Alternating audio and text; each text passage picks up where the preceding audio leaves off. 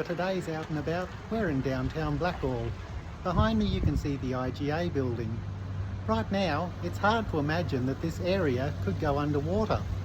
However, I want to cross the road and I want to show you a picture. As we cross the road, if we look down to our right, in the distance you can possibly see the bridges over the Barcoo River. Well, that river, when there's enough water, enough rain, that becomes a mighty raging flood. So as we come up to the IGA building here, I want to show you this picture. Now this particular picture is from 1906. However, it's in the same place as we are standing right now, where those kids are standing. It all went right underwater.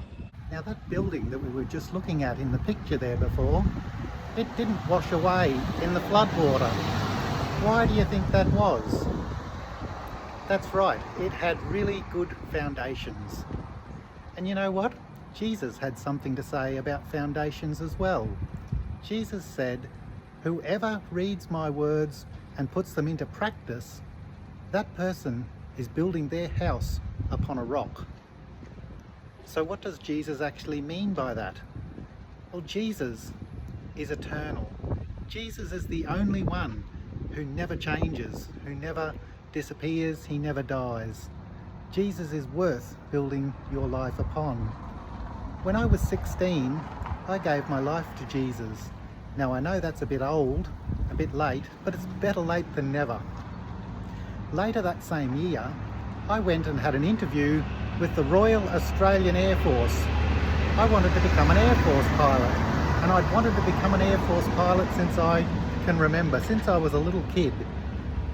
The thing is, when I got to the Air Force Recruiting Centre in Brisbane, they did their standard tests, and it turns out I'm colourblind, or part colourblind, and they said, "No, you can never fly our Air Force jets."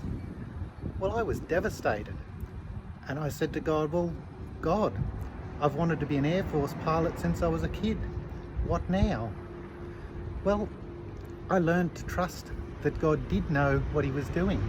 And so I've been on a journey, a long journey, but it's led to me becoming a pastor out here in Blackall. And I wouldn't have it any other way.